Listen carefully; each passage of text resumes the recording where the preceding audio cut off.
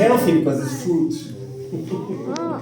Auntie and Lan and I went to university in Taiwan. What started as an exciting new chapter quickly turned into something a lot more complicated. From culture shocks to classroom chaos, from unexpected friendships to moments of what am I even doing here?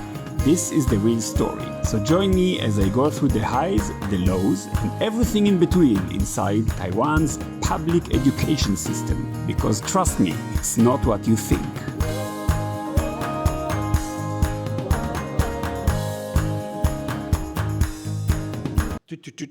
Okay, let's talk visa.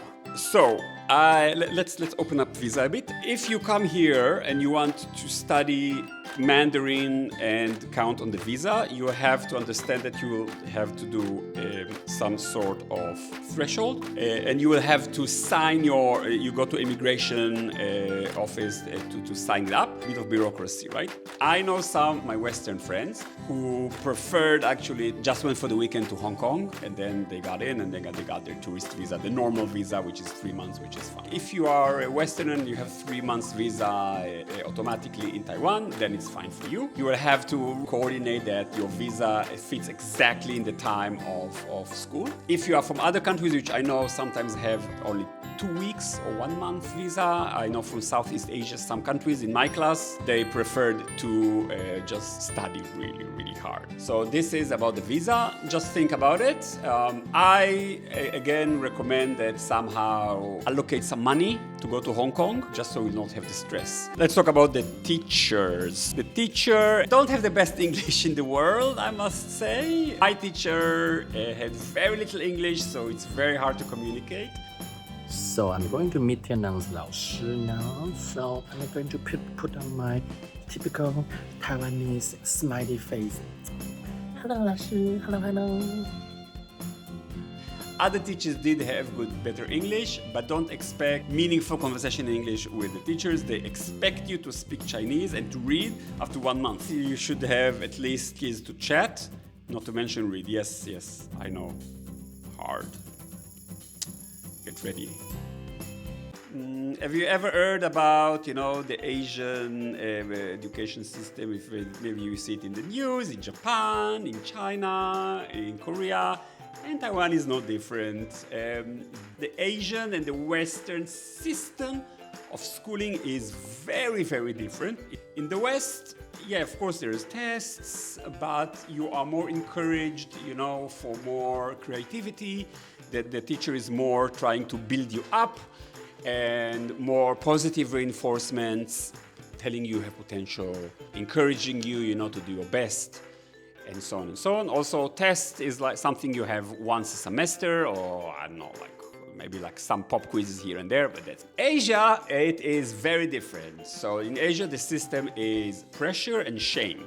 I was very surprised when the teacher started to shame us, and me in particular, like commenting me oh, if you go to the toilet in the middle of the class, maybe that's why your grades are not great. What?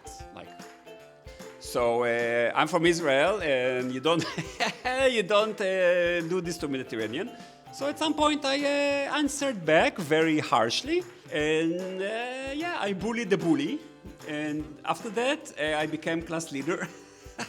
Maybe she was afraid of me, and maybe she understood I'm not taking any BS from anybody. I talked to Longa and to my friends, and they say, oh yeah, this is how we spent high school and high school and school. Yeah, the teacher are like, this is the system. So I met the 老师. Yeah, she's very sweet. Yeah, you reminded me of my 老师 back then in the school. Yeah, it's still Asian, so you have to respect your teacher, and I do that too. All right, that is shame. Stress. Let's talk about stress. So, how many tests usually you have in a semester in your class? I don't know, once a semester, maybe pop quiz once per week. In NTNU, we had 3 exams per week. So you had the big exam over episode. Episode is 1 week. An episode, 40 to 50 words and sentences, writing and reading, plus grammar. That's a test, right? Big test, usually 4 pages. including verbal, including unseen, including paragraph, pictures, whatever you want. Everything was there. That's one. This is the hardest. Second, we had what I call dictations. The teacher would say stuff, and then you have to answer in writing, right? And not ABC, writing in Chinese. So she speaks a big paragraph, and then you have to write. And the third, once a week, you also need to hand over this guy, and then in addition to the workbook which you read in class. So this I have to hand to the teacher every week, right? Every chapter. So you have 3 homework/test assignment per week.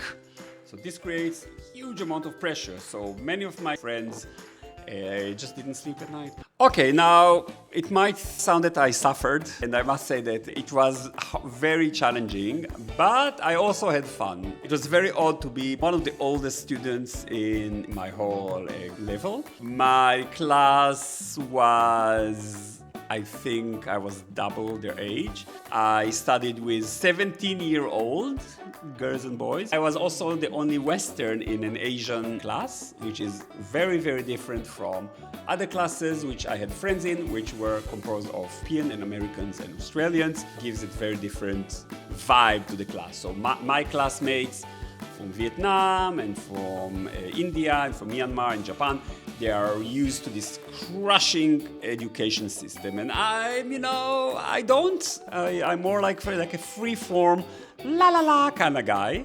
Yeah, and it created some interesting interactions, but I learned to like it and made some friends.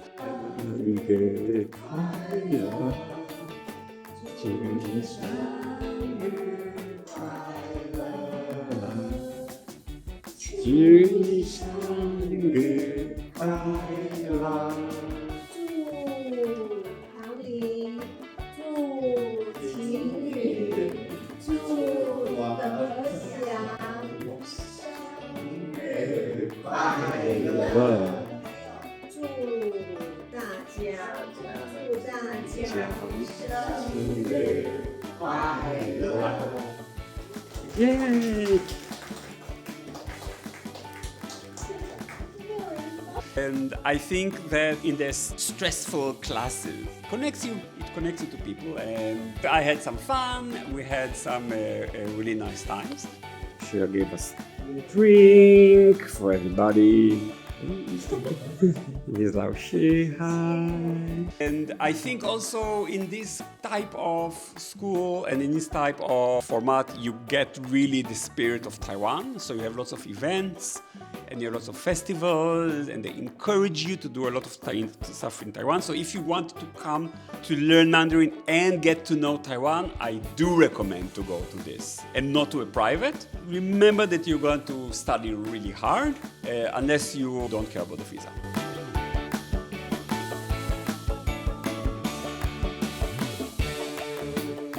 How do you know that the sakura season is coming? There's people taking pictures of, I must say, still very barren trees. But look, they're so cute.